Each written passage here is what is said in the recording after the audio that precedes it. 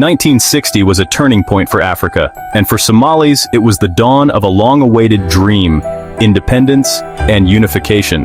The Somali territories, divided by colonial powers into British Somaliland, Italian Somaliland, and others, yearned to unite as one nation. On June 26th, British Somaliland gained independence, a brief but proud moment.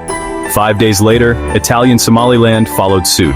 On July 1st, 1960, the two territories united, forming the Somali Republic, a rare voluntary union in post-colonial Africa. The new nation was built on shared language, culture, and religion, but faced immediate challenges in merging two distinct colonial legacies. The South, larger in population and territory, dominated politics, with the Somali Youth League holding most seats in the new National Assembly.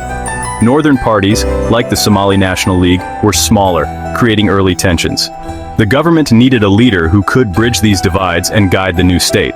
The choice of the first prime minister would set the tone for Somali politics. The hope was for unity, but the reality was a delicate balancing act. The world watched as Somalia took its first steps as a unified, independent nation.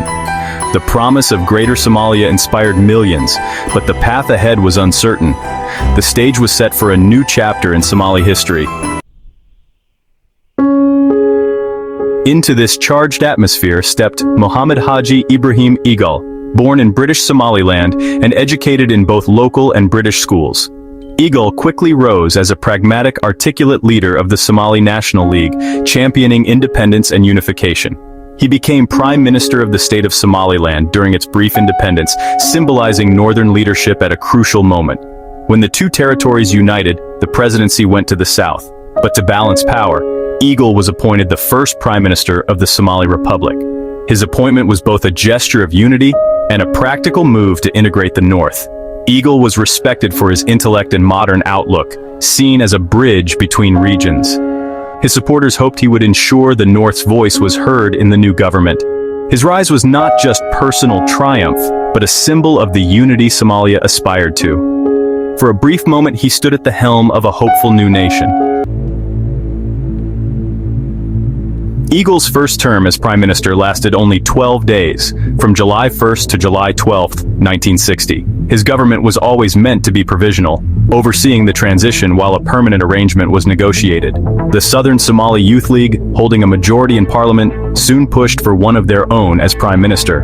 Abdurrashid Ali Sharmarka, a Southern leader, replaced Egal after a vote of confidence. Egal accepted the outcome gracefully, becoming Minister of Defense to maintain North-South balance.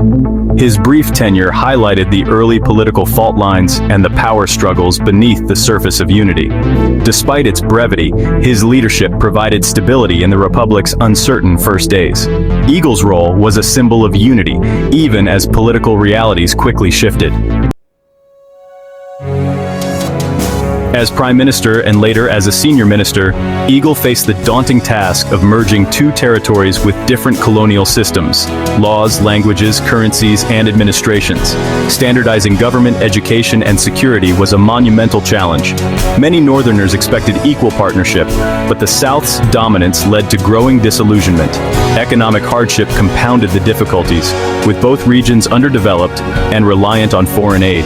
The government struggled to build a national economy and deliver basic services. In 1961, a constitutional referendum passed in the South but was rejected in the North, exposing deep divisions. A failed northern coup soon followed, warning of the fragile unity. Egal had to navigate these turbulent waters, advocating for the North while working within a Southern-led government.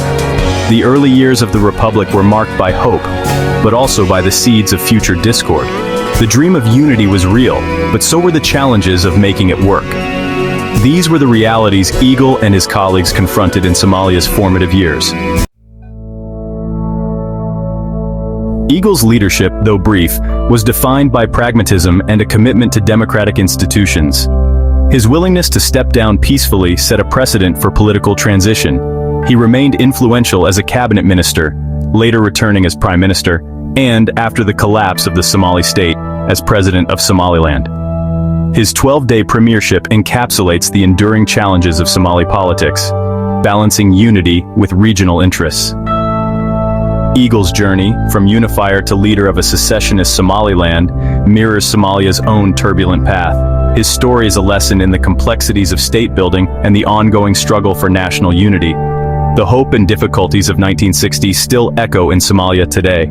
Egal's legacy reminds us that unity requires constant effort, compromise, and vision for a shared future.